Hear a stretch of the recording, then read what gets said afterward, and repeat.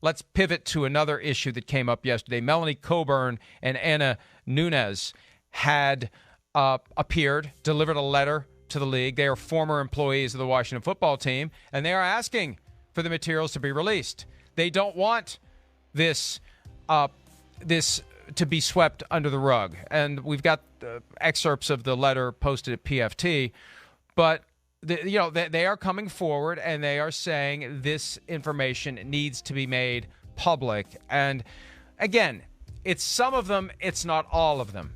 And we don't know how many. I want to go back to that point. We don't know how many they are protecting. Yeah. Is it 1? Is it 2 out of 150? We don't know. They're using some as a way to justify hiding all of the information. And I think we've made it clear over the course of the last 24 minutes, we don't buy it. We're not going to buy it. We never will buy it, but it doesn't matter. We're not going to give you the information, and you can't make it happen. He said something there, Chris, that kind of made a light bulb finally flicker in my brain.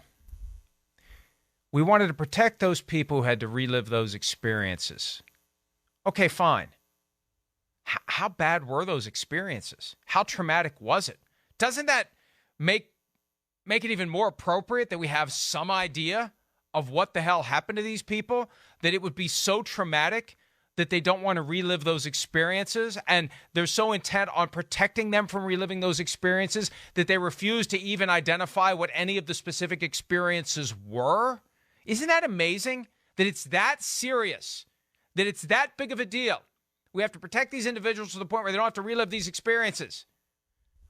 Again, whatever they're hiding is big, and I'm convinced if the facts came out, Daniel Snyder would be out.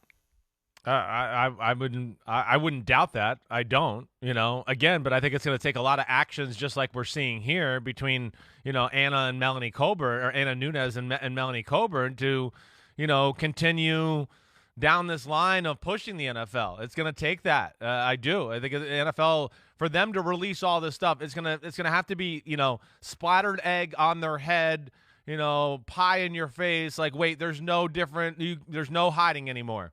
Everybody wants it out. The people you're talking about being protecting, they want it out.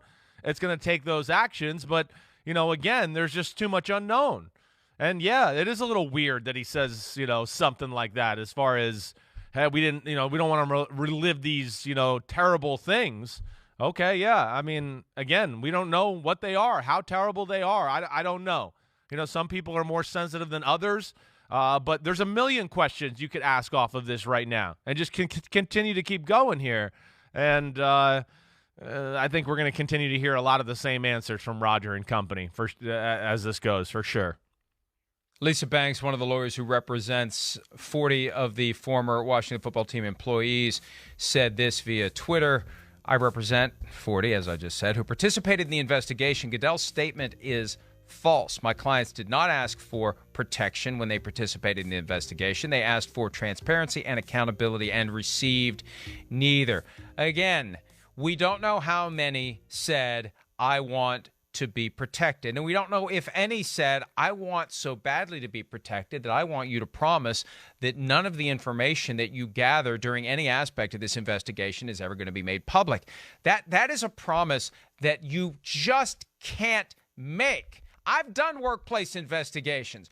I know how you go about promising confidentiality. And you don't basically hand the keys over to one person who says, I'd really like it if none of this ever came to light in any way, shape, or form, even the stuff that didn't involve me.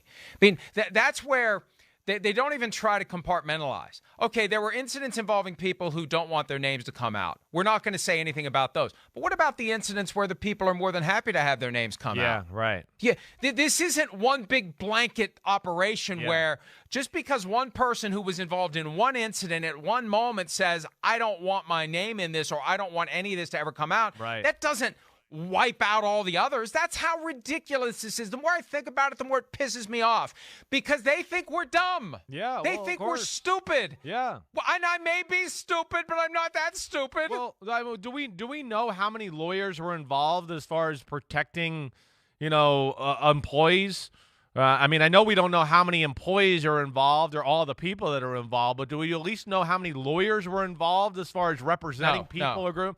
No, okay. I just Lisa Banks. Look, and you know what? One way this stuff begins to come to light is if somebody would sue. If somebody would sue, then through the litigation, now there would be protective orders, and in discovery, we wouldn't necessarily see any of this stuff. But at trial, if there wasn't a settlement, a lot of this stuff would maybe come out. That's one path to getting to the bottom of some of this. If people who still fall within the statute of limitations, because, you got a fairly short shelf life to file a lawsuit. But if it falls within the statute of limitations and somebody had their rights violated and they go to court and it goes to trial and there isn't a settlement, there's a lot of stuff that may come out. That's one way to do it. That's months, years down the line, and there's no indication it's going to happen because I'm not aware of a single lawsuit that's been filed. No, absolutely I don't know if not. they settled. I don't know what, but I'm not aware of a single lawsuit that's been filed. No. Well, I mean, and listen, it's just weird that, again, like Lisa Banks' comments there, her clients wanted accountability. What was the other, in transparency? And all we've gotten so far is accountability on John Gruden, who wasn't working there, and accountability, and transparency on his emails, or another guy that, of course, is not in the league. That to me is like the funniest part of the whole thing. Again, I'm not trying to defend John Gruden, but it is BS that he's been the guy that's singled out here, and then of course it's Bruce Allen along with it. I don't know. Maybe that's what it takes, Mike. Maybe that's where it'll go. Maybe this will piss off enough people, sorry Manchester, and the fact that, hey, this is wrong, and they start to come forward, and maybe they do go litigation and try to sue the NFL. Maybe that's the only avenue as far as releasing this information and getting to the bottom of at least some of these truths or I made the point last week. Yeah, Gruden could still sue the league potentially. I did a little Nevada law research. Intentional interference with business relations, contractual relations, basically somebody from the NFL or high up with one of the teams who was involved in league business weaponized these emails and took him out and basically put himself in a position where his contract with the Raiders went away. Now, there's it's no hard way. I don't think do they'll it. It's hard to do it because, look, he got what he deserved. Well, yeah, but and the way spotlight. It happened, right. Go ahead. Sorry. Right. The way it happened was wrong. And it's possible, I believe, to say Gruden was wrong and got what he deserved. Yeah. But the way that it happened was wrong for him and for the Raiders organization to have to shed their coach, even though they've won both games since he was gone. Yeah. To have to lose your chosen coach in the middle of a season is wrong, and it undermines the competitive integrity of the league. Hi, I'm Mike Tirico, and thanks for watching. Make sure to hit subscribe for the latest news and highlights from NBC Sports.